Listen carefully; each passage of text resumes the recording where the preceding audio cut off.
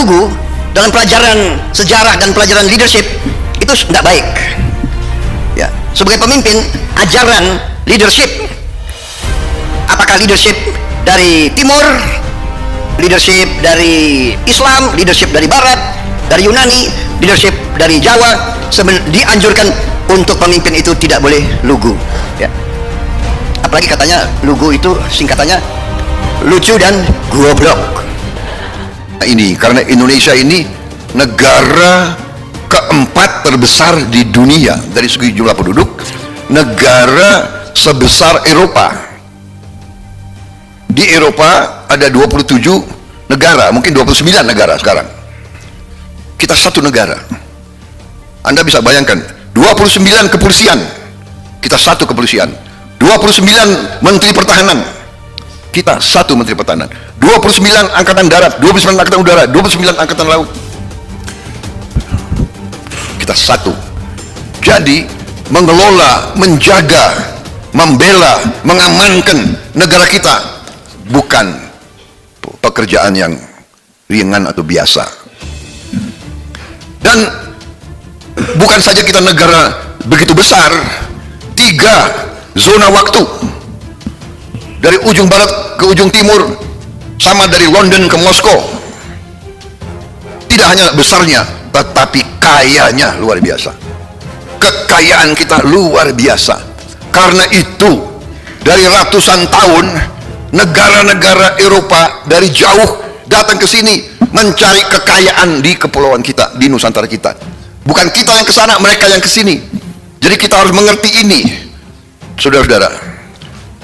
Negara yang begitu besar, negara yang begitu kaya, tidak berkenan di hatinya beberapa negara dan beberapa tetangga kita. Saudara-saudara, kita bangsa yang ramah, kita bangsa yang baik.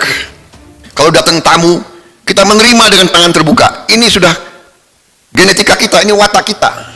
Dari semua suku di seluruh Nusantara ini, kalau kedatangan tamu, iya kan, walaupun tidak diundang tamunya, mangga, pinara.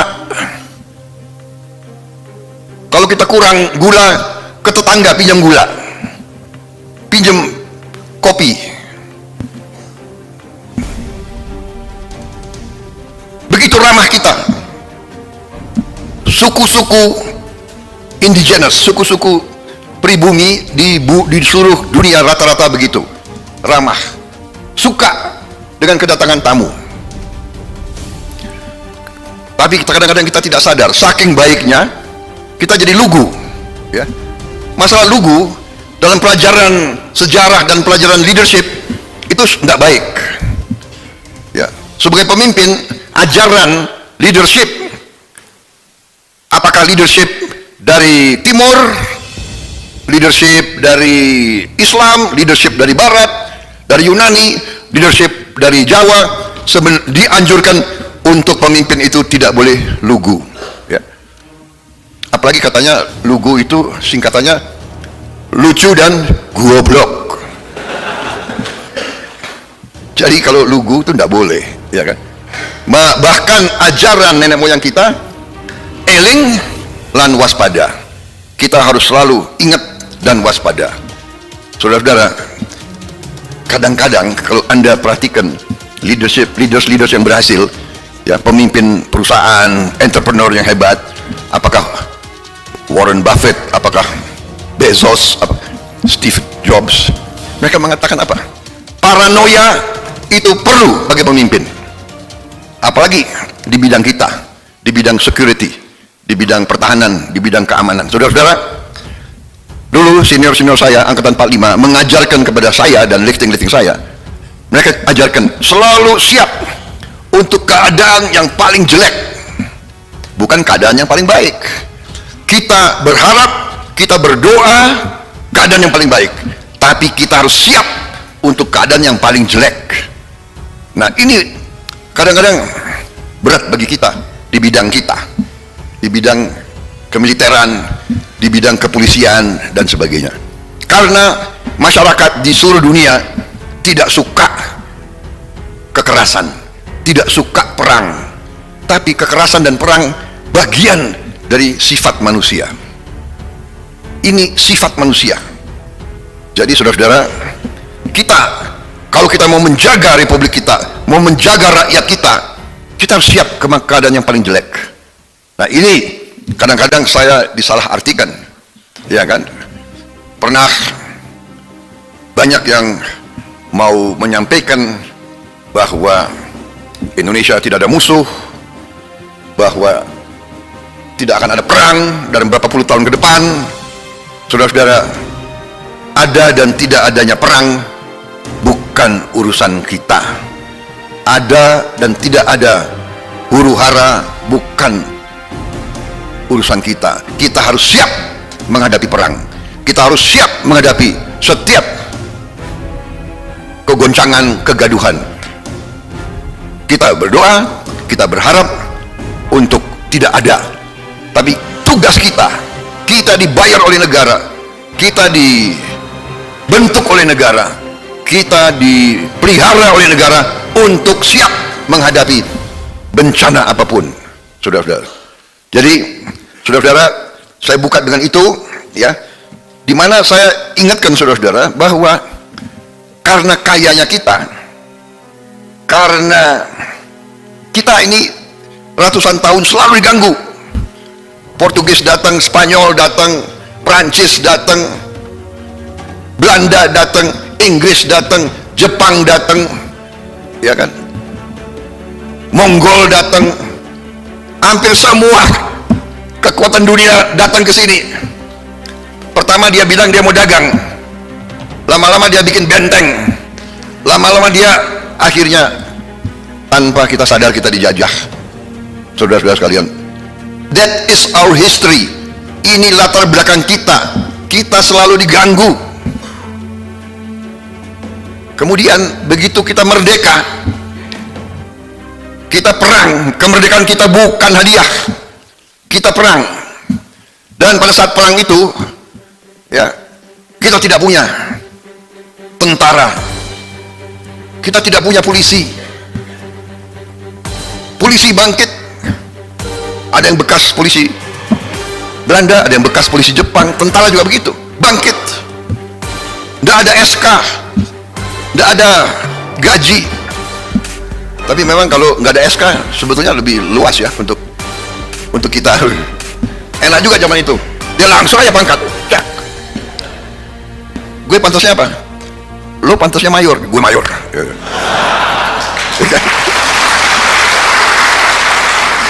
Sekarang ya kan, ruwet. Kalian masuk sini aja capeknya bukan main, bener nggak? Ya, ya. Kalau musim masuk sistem atau akpol atau akmil, waduh, aku yang capek, ya kan?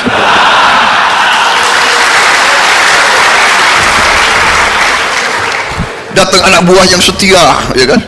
Yang dulu gendong Pak Prabowo waktu Pak Prabowo di gunung pincang-pincang.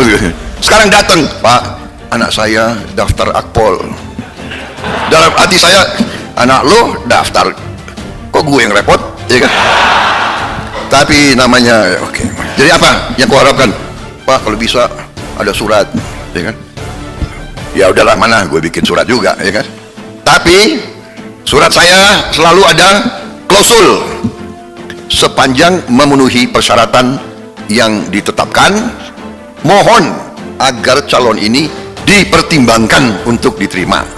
Jadi kan nggak salah aku, ya. Iya kan, karena saudara-saudara ya, pimpinan lembaga harus menjaga standar kualitas. Jadi inilah ilmu yang saya dapat. Jadi sepanjang memenuhi syarat, ya kan? Mohon dipertimbangkan. Bayangkan, ya kan? Jadi kalau saya bikin surat ke Kapolri, saya bikin surat ke, ya kan, saya tidak kasih beban ke beliau karena beliau lihat, oh, sepanjang memenuhi syarat, ya kan? Tapi beliau itu masih hormati saya, ditelepon, maaf Menhan, calon yang Menhan ajukan tidak memenuhi syarat. Ya benar, kalau tidak memenuhi syarat jangan dikasih masuk, karena nanti lembaga, institusi, ya kan, korps kesatuan akan turun kualitasnya. Jadi saudara-saudara, sejak kita merdeka tahun 1950, ya, coba bayangkan, ini slide kok nggak keluar, bisa dikeluarkan slide. Jadi ya, saudara-saudara, bayangkan ya, kita merdeka tahun 50, dalam arti penyerahan, kita menerima kedaulatan itu, kalau tidak salah 30 Desember, bendera merah putih naik di istana, kalau tidak salah 1 Januari. 23 Januari sudah ada APRA, pemberontakan angkatan perang Ratu, ada di Jakarta dan di Bandung, yang dipimpin oleh Westerling. Kemudian Anda perhatikan itu, tahun 47-48 mereka melakukan agresi, ya, Madiun mereka melakukan agresi. Ini semua berasal dari asing. Proklamasi NII Anda perhatikan, Agustus 49, September, Oktober, November, 4 bulan sebelum penyerahan kedaulatan, menjelang konferensi meja bundar NII diproklamasikan. Dan saya pernah lihat foto-foto DITI, saya lihat pakai jenggot, banyak komandan-komandannya itu, ya kan, tampangnya kayak bule semua itu. Maaf Pak Iwan ya. Mungkin ada juga yang dari Jawa Barat, tapi saya lihat ini pakai jenggot segini, warna kemerah-merahan, udah kelihatan. Ini nanti kita harus periksa arsip-arsip dokumentasi di sana, di Belanda, karena setelah sekian puluh tahun kan arsip dibuka, ya. Kalau saya, ini adalah intel Sandi Yudanya Belanda, dia meninggal, dia siap pada saat saya keluar, saya tinggalkan bom-bom waktu, biar kamu Republik Indonesia nggak bisa bikin apa-apa. Dan itu sering kali dinyatakan oleh mereka. Van Mook semua mengatakan, kenapa Indonesia tidak bisa merdeka? Karena Indonesia terlalu banyak suku, terlalu banyak agama, terlalu banyak ras. Kemudian tahun 50 juga RMS meletus. RMS terdiri dari banyak bekas tentara Knil. Kemudian 57 PRRI Permesta meletus. Dan kita tahu PRRI Permesta, ya kan, didukung oleh kekuatan-kekuatan luar, ya kan. OPM, G13 PKI, PGS Paraku, Malari, Fretilin, GAM, saudara-saudara, saya hafal Fretilin. OPM saya mengerti, ya. Saudara-saudara, dalam setiap peristiwa ini, apalagi yang saya saksikan dan saya menemukan, selalu ada keterlibatan asing, mengirim senjata, mengirim uang, dan sebagainya, dan sebagainya, dan sebagainya. Ini fakta sejarah. Jadi kalau kita mau bicara sekarang persatuan kesatuan, kita harus mengerti banyak kekuatan yang tidak suka Indonesia bersatu dari segi geopolitik, ya, karena di dunia ini, maaf, dalam geopolitik tidak ada suka dan tidak suka, tidak ada, ya kan, dia mengatakan nilai-nilai universal, yang ada adalah kepentingan. Jadi kita sudah mengerti bahwa dalam benak negara-negara besar, mereka katakan there are no permanent friends and there are no permanent enemies, there are only permanent interests. Lord Palmerston, ini adagium yang diajarkan di semua sekolah politik, sekolah strategi. Jadi kita, banyak elit Indonesia tidak mengerti ini, iya kan? Apalagi elit yang sekolah ke luar negeri, sekolah, saya termasuk saya, sekolah ke negara-negara barat, jadi kita kagum dengan negara barat. Oh, luar biasa, ya kan? Demokrasi, hak-hak azazi manusia, ya kan? Human rights, kalau ente human rights, kalau gue nggak usah. Ternyata pelajarannya itu. Only permanent interest. Ingat itu. Kemudian ada juga hukum, karena ini berkaitan dengan persatuan kesatuan. Saudara-saudara, orang tidak suka Indonesia punya persatuan dan kesatuan. Kalau bisa kita rusuh terus, suku sama suku, agama sama agama, ada aja, ya kan? Ribut hal-hal kecil, ya kan? Apa tuh? Ada yang mengatakan tempat jin buang anak, heboh, rame, ya kan? Kemudian satu lagi yang harus kita ingat, saya juga baru berapa tahun sadar ini, mungkin, dan saya jarang lihat waktu saya sekolah di Indonesia, di mana saya belum pernah dengar ini diajarkan, yaitu yang disebut hukum Thukydides. Hukum Thukydides. Ini diajarkan di semua sekolah pimpinan, seluruh tentara, seluruh fakultas geopolitik, hubungan internasional di seluruh dunia besar, negara besar. Ini diajarkan. Dan ini ada di benak situasi dunia sekarang. The strong will do what they can, and the weak suffer what they must. Yang kuat akan berbuat apa yang dia mampu berbuat. Dia akan berbuat apa yang dia mampu berbuat. Kalau dia tidak suka Indonesia utuh dan dia mampu memecah Indonesia, dia akan lakukan.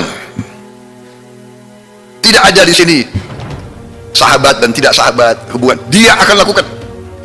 Kalau dia tidak ingin Indonesia utuh dan dia mau pecahkan Indonesia, dia akan pecahkan Indonesia, saudara-saudara. Kalian sebagai calon-calon pimpinan kepolisian negara, kalian harus, di benak kalian harus berpikir ini. Ya. Saya di sini sama sekali tidak mengajarkan kita untuk membenci orang asing, tidak. Kita perlu mereka, kita mau belajar dari mereka, dan kita berkali-kali mengatakan bahwa kita ingin bersahabat, kita tidak ada niat untuk mengganggu kalian. Tapi bagaimana? We are sitting on a lot of wealth. Di bumi kita, emas, nikel, tembaga, rare earth, bauxite, semua materi untuk bikin negara kaya ada di kita. Begitu presiden kita mau hilirisasi, dihujat di Eropa, digugat ke WTO, diancam mau dijatuhkan sanksi. Bayangkan, kita, bahan kita mau olah di Indonesia, ya kan? Nikel kita, kenapa harus diambil gelondongan mentah keluar? Saudara-saudara, boksit sama juga. Boksit bahan untuk alumina, alumina menjadi aluminium, aluminium bahan televisi, bahan air condition, bahan pesawat terbang, bahan motor, hampir semua, komputer, aluminium. Tapi kita nggak boleh mengolah jadi aluminium. Kita harus jual mentah, dan kita harus beli pesawat terbang dia, dan kita harus beli komputer dia, dan kita, saudara-saudara, kalau tidak hilirisasi sebagaimana dikatakan Bapak Presiden, kalau tidak hilirisasi tidak mungkin kita jadi negara makmur. Negara sejahtera aja belum tentu. Dan kalau tidak ada kemakmuran, tidak ada kesejahteraan, ujungnya pasti kerusuhan.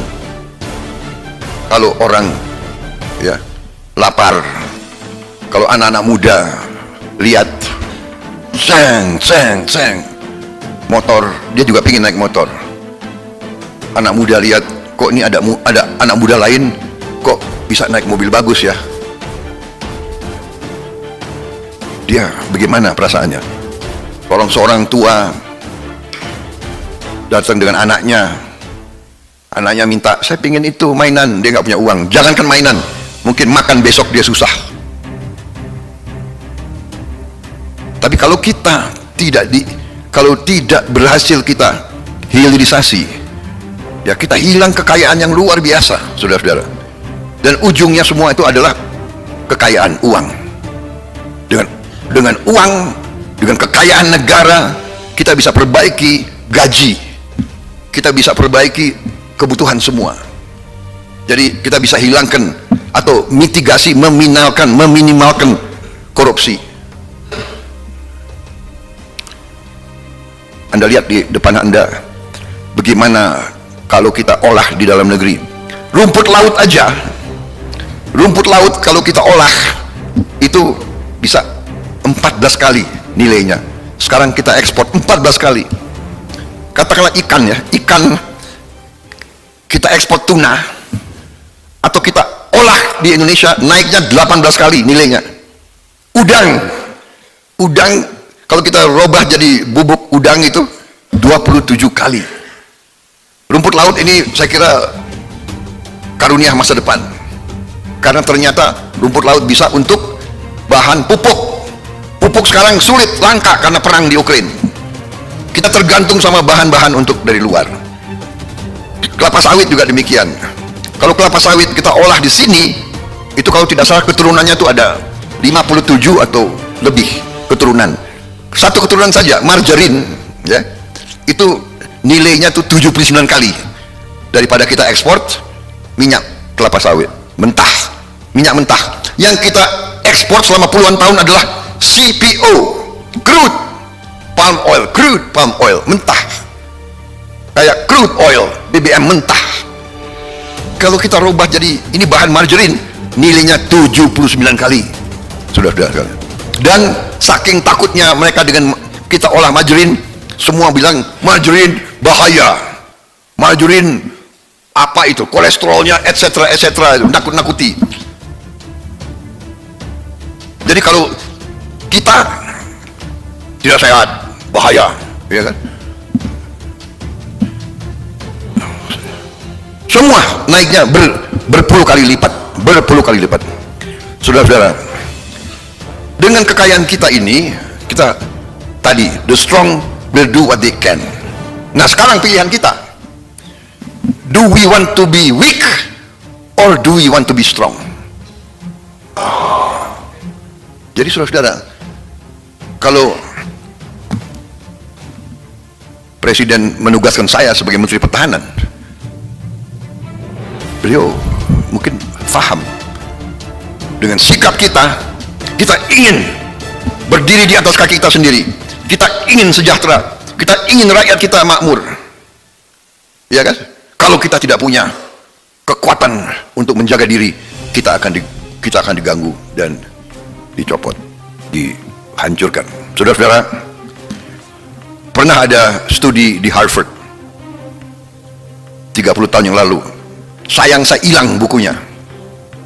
Saya suka baca, tapi saya juga kadang-kadang kurang tertib menjaga. Dulu saya masih aktif, sering pindah-pindah.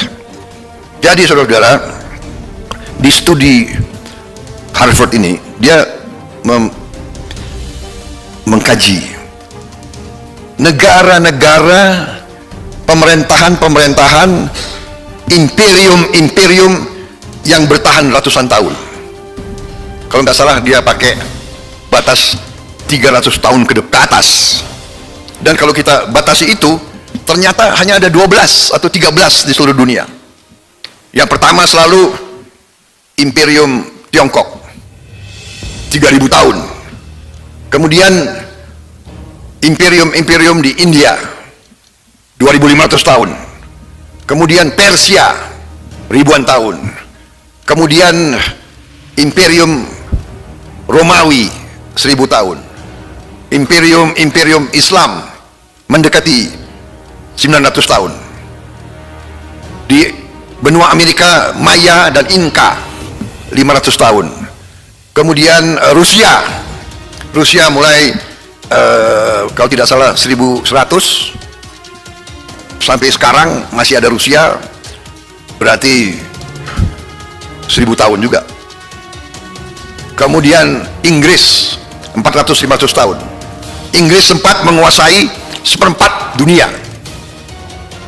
Kemudian sekarang Amerika Serikat sekarang dinilai sudah unggul 100 tahun. Dikaji apa yang common denominator, apa yang persamaan di antara sekian imperium yang mampu bertahan ratusan tahun. Ternyata Tiga kesamaan hanya tiga. Satu, birokrasi yang unggul, excellent civil service, birokrasi yang unggul. Kedua, tentara yang unggul. Ketiga, kepolisian dan intelligence yang unggul. Ratusan tahun. Saudara-saudara, ini the lesson of history. Jadi kalau kita mau negara kita kuat dan langgeng, kita harus punya ASN yang unggul, birokrasi yang unggul. Kita harus punya tentara yang unggul. Kita harus punya kepolisian yang unggul. Kalau saya pelajari sejarah-sejarah negara maju, selalu polisi itu unggul. Kita jalan di jalan, kita lihat seorang polisi berdiri saja. Apakah di Inggris, apakah di kita lihat satu orang polisi berdiri saja, kita sudah segan.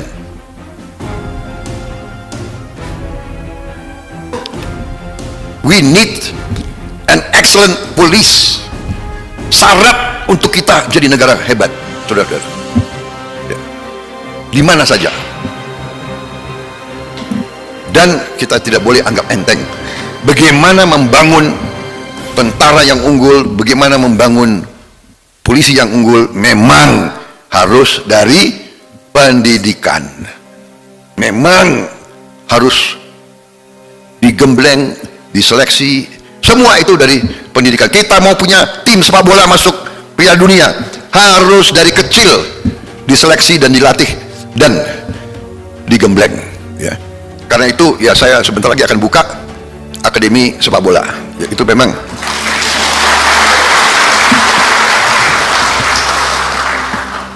jadi kalau saya berhenti jadi Menteri Pertahanan dan tidak laku diterima di mana-mana, ya aku nanti ngurus sepak bola saja.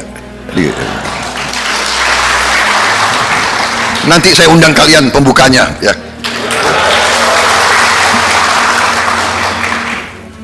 Saudara-saudara, saya kira saudara-saudara, saya akan ringkas saja, ya. Hanya mengingatkan kita, tadi sudah saya kasih rumus yang paling sudah, the strong will do what they can, ya. Kemudian kita lihat kebijakan luar negeri kita bebas aktif, 1000 kawan terlalu sedikit, 1 lawan terlalu banyak. Tidak usah terlalu lama, kalian tahu ancaman aktual, ya kan? Ancaman aktual kita bagaimanapun ada negara kuat yang mengklaim 2/3 wilayah laut kita di Natuna.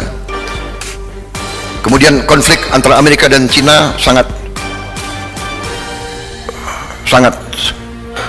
relevan dengan situasi di Aceh. Saya kira kita bisa dengan persuasif, inklusif, perlakukan keadilan dan memenuhi janji-janji kita bisa tangani. Kita sudah selesaikan dengan Singapura, DCA, sehingga kerjasama kita nanti harus baik. Kita harus waspada. Masih ada warga negara kita yang berpikir ingin merubah Pancasila, dan juga kita yang paling rawan adalah gerakan separatis yang ingin merdeka dari Indonesia. Bukan itunya, itu sebetulnya sangat kecil kalau diperalat oleh kekuatan asing. Kita juga dengan presiden, kita diplomasi kita bersahabat, berkeluarga dengan Malaysia, kita juga sudah selesaikan banyak masalah perbatasan. Saudara-saudara, saya tidak akan terlalu rinci, tapi pertama saya ingin tegaskan bahwa wawasan pertahanan kita defensif, bukan ofensif.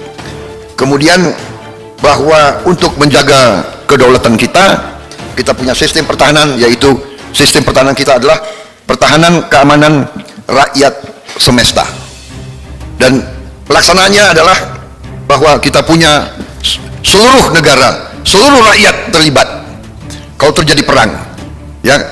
Kita punya di Undang-Undang Dasar kita 2 ayat yang menegaskan bagaimana pertahanan kita, yaitu pasal 27 dan pasal 30 Undang-Undang Dasar kita. Pasal 27, setiap warga negara berhak dan wajib ikut serta dalam upaya pembelaan negara. Habis itu founding fathers kita bikin lagi satu ayat lagi, tiap-tiap warga negara berhak dan wajib ikut serta dalam usaha pertahanan dan keamanan negara. Dan itu sejarah kita. Waktu kita merdeka, polisi itu ikut perang, polisi itu angkat senjata, ada kompli-kompli polisi, ada batalion-batalion polisi. Dan nanti kalau terjadi perang, ya kalian harus ikut perang. Kalian jadi komandan-komandan brigade, komandan-komandan yang perang di depan, bukan. Dan kalian nanti paling berat, kalian di kota. Kalau tentara nanti dia gerilya di gunung. Kalian yang ditinggal di kota, kalian harus menghadapi musuh di kota. Saudara-saudara, saudara-saudara, itu yang terjadi di Ukraina. Dan ini sejarah kita, saudara-saudara sekalian. Saya sendiri, paman saya dulu polisi istimewa. Paman saya Subianto dulu itu pengawalnya Bung Karno, motoris Bung Karno. Karena dulu yang punya motor besar nggak banyak, ya kan? Jadi ada yang punya motor besar, ya kamu pengawal. Umur 21 tahun sempat jadi mayor, tahu-tahu reorganisasi, turunin pangkat jadi letnan 1.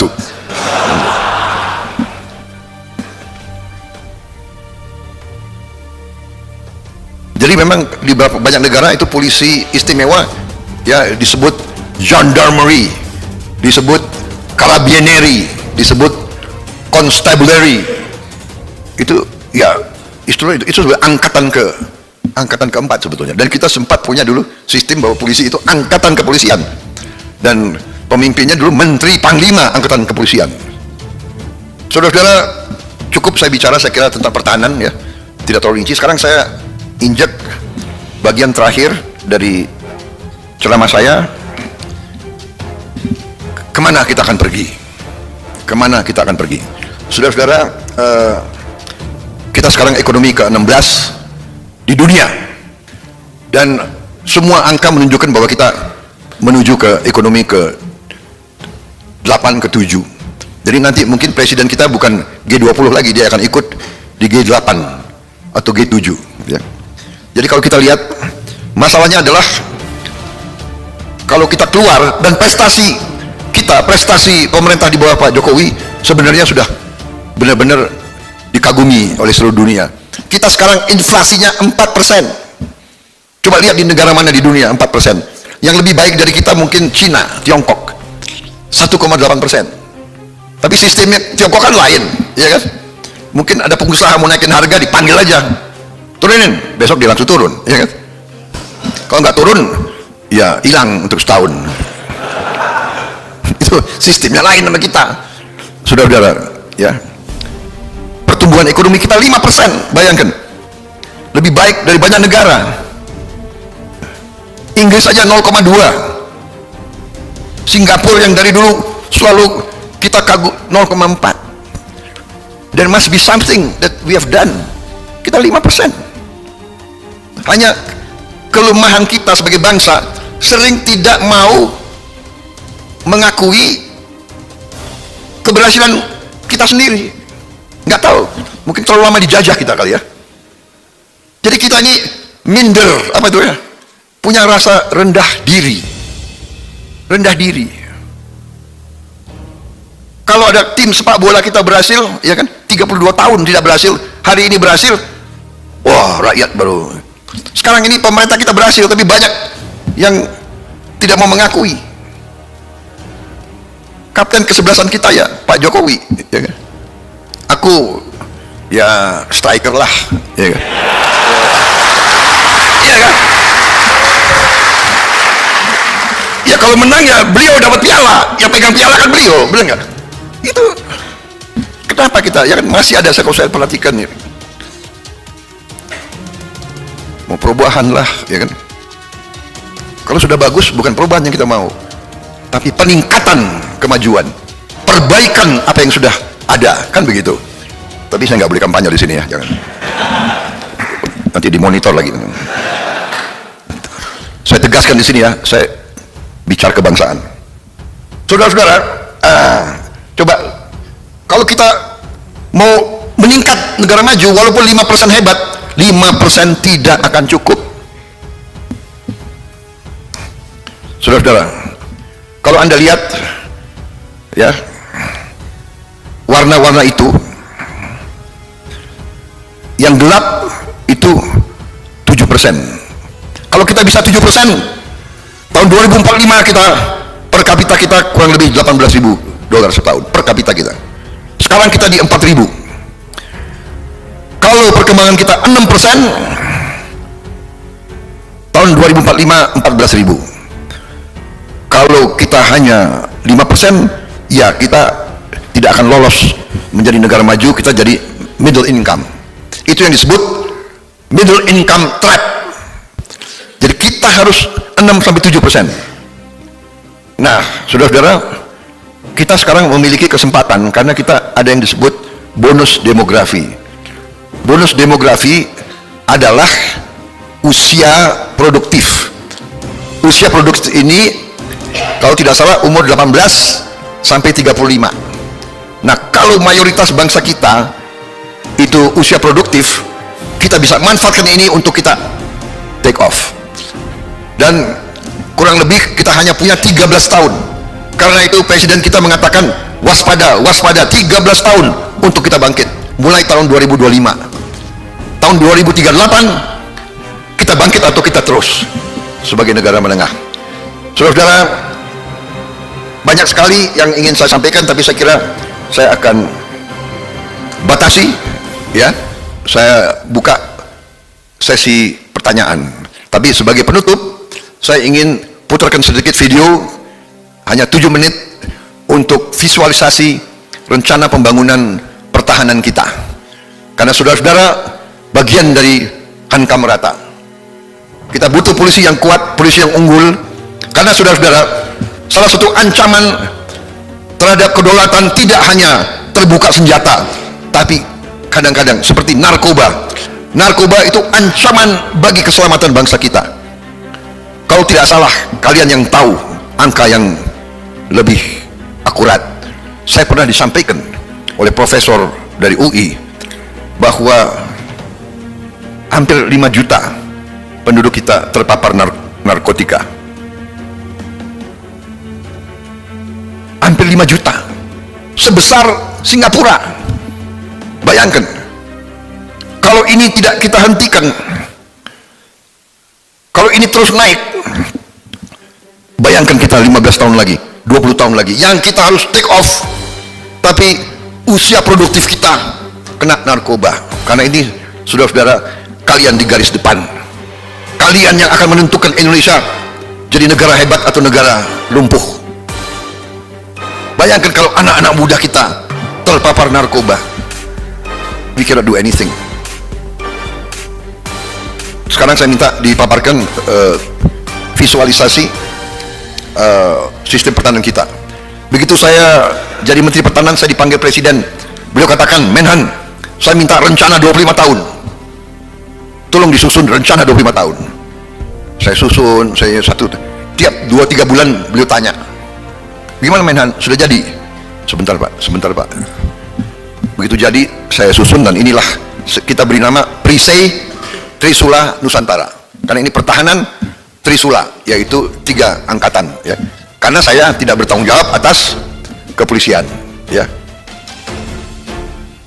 Jadi saudara-saudara, pernah dulu dikatakan, kalau presidennya Prabowo, nanti polisi akan dikembalikan di bawah Menhan, ya kan?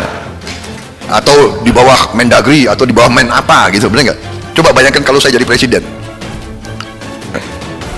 Enggak, ini tunggu. Jangan. Seandainya si Polan jadi presiden, ya, lebih gampang bagi dia kalau langsung ke Kapolri atau lewat lapisan-lapisan lain, coba. Iya kan? Pakai logika. Saudara-saudara. Dan jangan salah loh. Panglima TNI sekarang juga langsung di bawah presiden. Masalah pembangunan kekuatan, strategi, doktrin, iya. Menteri Pertahanan. Masalah anggaran iya Menteri Pertahanan, ya kan? Jadi pakai logika, presiden kan lebih gampang kalau dia kasih instruksi, dia pegang full. Nggak mungkin si Polan mau pasang lagi lapisan dan sebagainya, ya kan? Jadi itu aja, karena banyak orang kan mengatasnamakan saya dulu, ya kan? Jadi kalau saya juga terima kasih, saya sudah diundang berapa kali ke PTIK, Sespim, ya tapi kan COVID waktu itu, jadi 2,5 tahun saya nggak bisa. Apa itu nggak enak kalau saya apa itu fikon aja, ya kan? Lebih baik saya langsung ke sini. Baik, sebagai penutup saya putar itu, dan habis itu saya buka sesi tanya jawab, ya. Untung nggak dikasih kopi saya di sini. Kopinya nggak ada nih.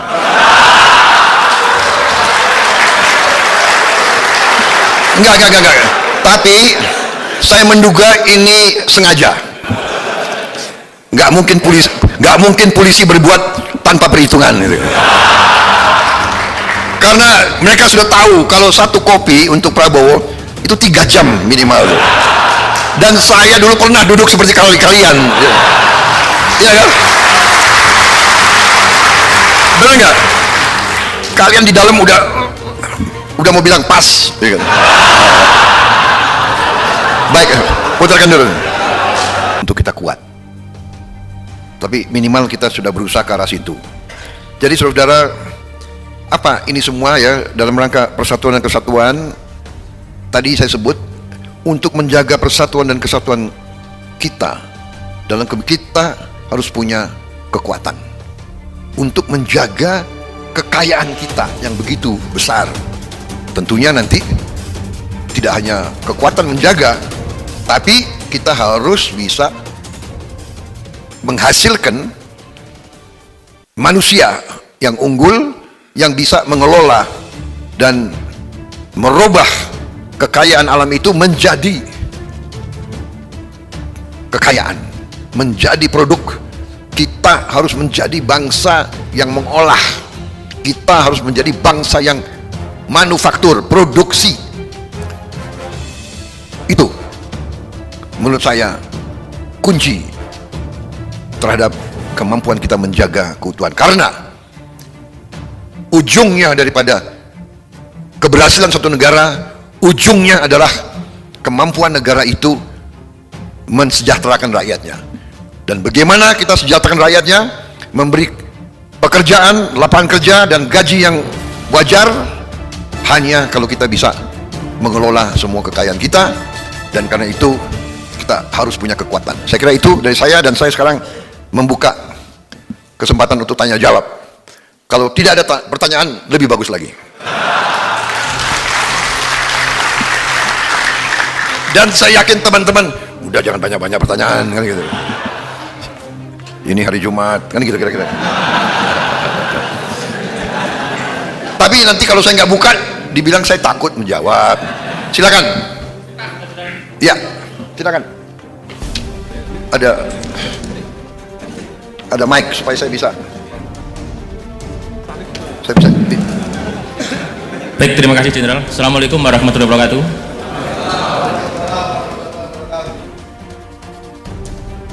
Nama saya Didik Supranoto dari Bojar 12, Sespimti. Saya akan menanyakan dalam dua sudut pandang, yaitu pertahanan dan keamanan. Dalam suatu teori, yaitu teori aliansi atau teori persekutuan, menyebutkan bahwa pertahanan terbaik adalah dengan bersekutu atau dengan beraliansi. Ini sudah terbukti, ada persekutuan blok barat, blok timur, kemudian ada ANSUS, dan terbaru adalah ada AUKUS tanggal 15 September 2021 tentang pertahanan di Indo-Pasifik. Sementara Indonesia, kita menganut gerakan non-blok. Di negara-negara sekitar kita memang tidak punya sekutu, tetapi punya kakak asuh, Jenderal. Seperti Malaysia punya kakak asuh Inggris. Kemudian juga negara-negara sekitar lainnya. Yang saya tanyakan, kira-kira apa kelebihan dan strategi non-blok untuk menghadapi kekuatan besar Karena bukan hanya dari sisi ekonomi, kita melihat perang Rusia tidak hanya mengandalkan ekonomi tapi juga mengandalkan persenjataan. Atau mungkin Indonesia punya sekutu, tapi anonim, Jenderal. Ataukah bisa dibilang bahwa non-blok itu juga suatu sekutu? Nah, ini mohon penjelasan. Ini dari sisi pertahanan, Jenderal. Kemudian dari sisi keamanan mempunyai peran yang sangat penting dalam pembangunan ekonomi. Karena tanpa keamanan saya kira pembangunan tidak bisa berjalan, dan juga program pemerintah pembangunan ekonomi inklusif juga tidak bisa jalan. Dan ini salah satunya adalah peran Polri yang besar. Untuk itu Polri perlu meningkatkan profesionalisme dan juga kemampuannya. Kira-kira menurut Jenderal, strategi dan kebijakan apa yang paling tepat untuk meningkatkan profesionalisme Polri dan perkembangan Polri dalam 1 dekade ke depan, Jenderal? Saya kira itu yang saya sampaikan. Terima kasih. Wassalamualaikum warahmatullahi wabarakatuh. Baik, saya minta izin saya jawab sambil duduk, boleh ya? Baik, tadi pertanyaannya sangat baik. Ya. Pertanyaan tadi oleh siapa itu tadi? Didit. Muhyiddin Supranoto. Saya kira ini pertanyaan sangat baik, dan ini yang menjadi pemikiran daripada pemikir strategis kita, dan ini saya kira masih evolving ya. Tapi ini butuh suatu konsensus di antara semua pemimpin politik, dan pemimpin politik tidak hanya parpol ya, pemimpin masyarakat. Jadi ini pada saatnya saya kira perlu ada semacam sarasehan ya, pimpinan dari semua partai, pimpinan dari semua organisasi keagamaan, ya kan, mungkin NU, Muhammadiyah, semua, Persis dan semua, KWI dari Katolik, kemudian dari PGI, mungkin dari Protestan, dari Hindu, dari Buddha, kemudian pimpinan-pimpinan pengusaha, Kadin, HIPMI, semua ini kita harus suatu saat ada sarasehan karena ini dulu cara kita merdeka juga seperti ini, ya kan?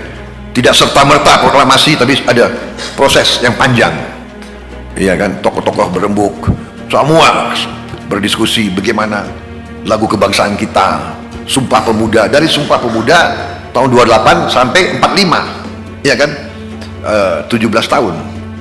Ya, jadi ini saya kira karena apa? Karena non-blok itu sudah menjadi tradisi kita. Dulu ada apa itu?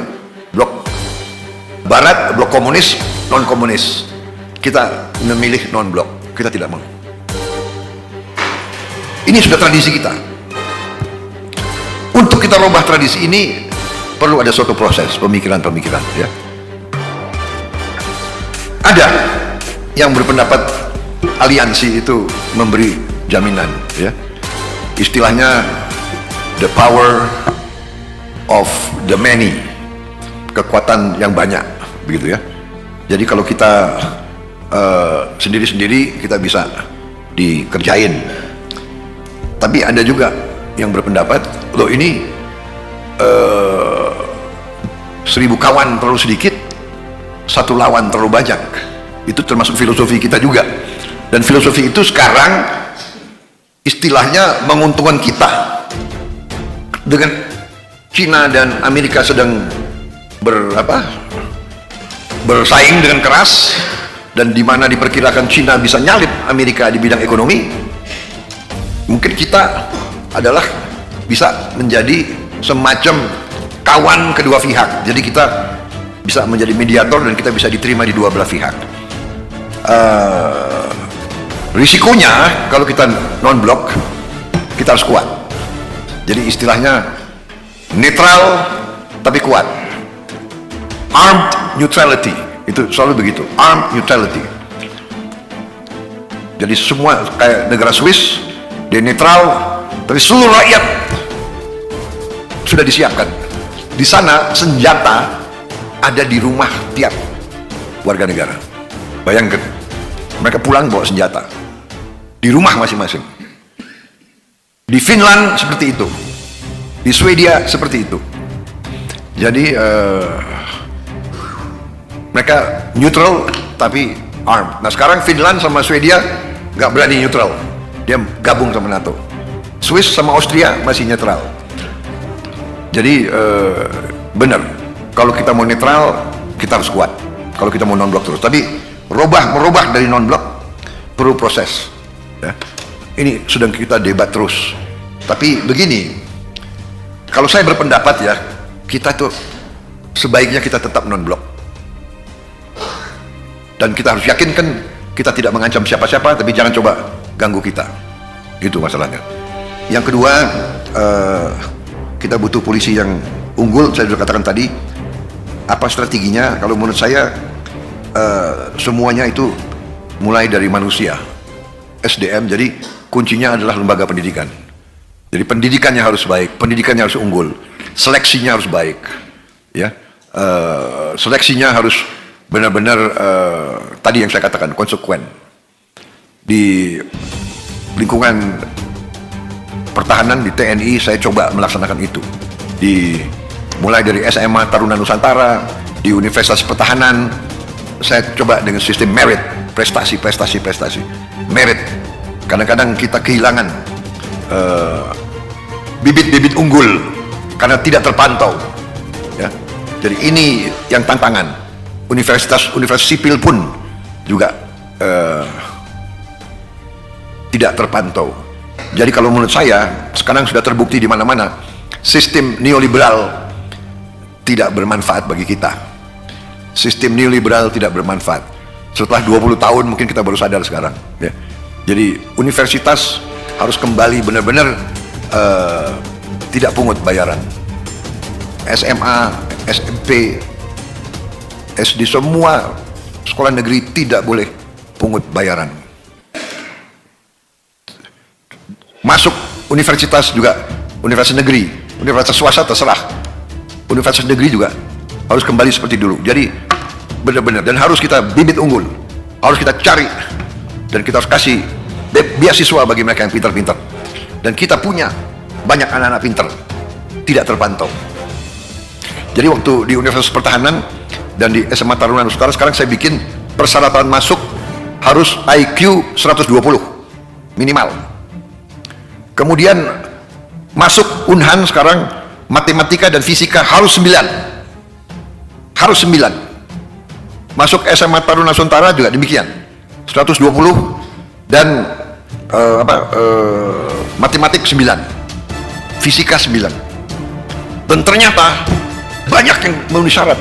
Ya banyak, dalam arti kita hanya terima 300 di Unhan tiap tahun, yang memenuhi syarat 1.200, 4 kali lipat. Terpaksa kita tolak. Jadi karena kemampuan kita hanya 300 tiap tahun. Tapi yang membanggakan saya, ternyata ada anaknya tukang cendol, ada anaknya tukang bakso, ada anaknya buruh pelabuhan, ada anaknya sersan. Saudara-saudara, ini membanggakan. Kaget saya. Kamu, orang tuamu apa kerjanya? Bapak saya jualan bakso di pasar, ibunya jualan cendol. Banyak seperti itu. Bapak saya pegawai negeri dan sebagainya. Jadi kunci bagi pengembangan profesionalisme polisi mulai dari pendidikan. Pendidikan kunci daripada itu. Dan kita kadang-kadang juga dulu tradisi di TNI ada yang nggak benar, ya kan? Dianggap masuk pendidikan itu buangan. Dulu ternyata sangat-sangat keliru. Anda tahu, di Amerika itu bekas kasat, mantan kasat, pensiun, ya, dia berhenti dari kasat, diperpanjang kamu jadi superintendent West Point. Mantan kasat diperpanjang kamu jadi gubernur Akmil. Kemudian mantan bintang 4 Panglima 7th Fleet pensiun, diperpanjang kamu jadi gubernur Akademi Angkatan Laut Annapolis. Mereka begitu penting menilai lembaga pendidikan. Ya. Saya usulkan sebenarnya ya harusnya gubernur akademi militer itu bintang 3 minimal. Kemudian ya sesko ya mungkin sesko ya bintang 3. Karena dia akan hasilkan panglima-panglima. Dia ya kan mungkin Sespim di sini harus bintang 3 juga. Tapi bukan bagi-bagi bintang, jangan salah. Benar-benar. Kan logikanya coba. Iya kan? Bayangkan Amerika, Douglas MacArthur berhenti jadi kasat. Dia jadi gubernur West Point. Demikian juga beberapa bintang 4 bintang angkatan laut. Jadi begitu pentingnya. Saya di SMA Taruna Nusantara sekarang, kepala sekolah SMA bintang 2 mantan Pangdam. Wakil kepalanya ada 4 wakil kepala sekolah, 3 itu bintang 2. SMA dipimpin oleh 4 jenderal, 4 mayor jenderal. SMA. That is how important the future of this country. Masa depan kita itu terletak dalam bibit-bibit unggul yang kita harus dan kita mau integrasikan, kita mau Bhinneka Tunggal Ikakan, ya kan? Kita harus ambil semua suku, semua agama, semua bangsa, dididik. Jadi Pancasila itu bukan di mulut, Bhinneka Tunggal Ika bukan di mulut. Ya, saya senang sekarang di sini, ya kan? Saya dulu ya ingat di sebelah saya, kawan saya di AKB waktu itu, ya di barak saya di sebelah saya, kawan saya dari Papua, dari Irian. Yang sebelah sini dari Jawa Tengah, dari sebelah kita. Saya kira itu jawaban saya ya. In my opinion, education, pendidikan. Mau perbaiki kepolisian, unggul, pendidikanmu harus unggul, ya kan? Mau perbaiki bangsa, pendidikan kita harus unggul. Saya kira itu dari saya. Ada lagi waktu, saya kira tinggal 5 menit lagi ya.